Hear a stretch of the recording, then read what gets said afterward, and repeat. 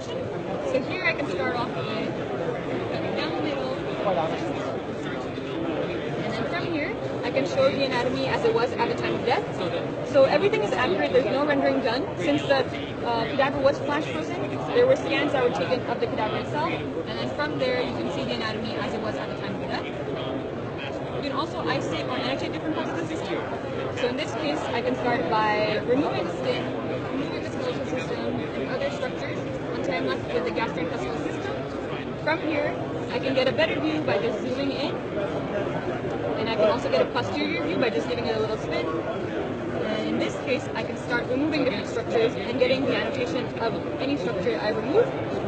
And I have this undo button where I can bring everything back up. This is amazing. And in this case, you can also have concurrent views of, let's say, the musculoskeletal skeletal system, and also start removing different areas to see regional anatomy and other types of anatomy as well at the same time. If you don't want to look at the anatomy as a whole, you can also see regional anatomy. So in this case, I have the female head and neck.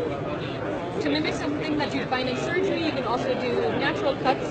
So in this case, I have an incision made, and you can also see the relationship between the skin, the fat, and other structures. And as I showed earlier, you can go ahead and also remove structures here and press this undo button.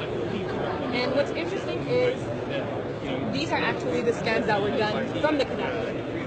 So everything you see here is what we saw at 0.6 to 0.8 millimeter thickness.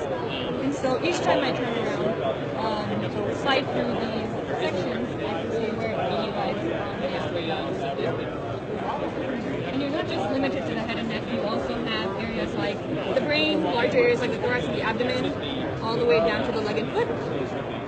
And what's most interesting to me is you can load in your own patient's CT or MRI scans, and from there you can get a 3D model of what you're seeing. So here we have a post-operative scan of a patient with a brain aneurysm, and this is the actual CT that was provided. You can go ahead and slide through the CT and see exactly where the clips were placed as well. So if I go down here, it'll show where it is here. And same functionality as before. You can go ahead and make a quick cut into the 3D model and see where the clips were placed as well. So it's kind of more intuitive when you see something in 3D, where the clips were placed rather than just focusing on a CT. And you can also add in some vasculature if needed. And you can also move it back down. There's other ways where you can utilize this where I bring in transparent soft and hard tissue. And so in this case, you still see where the clips were placed.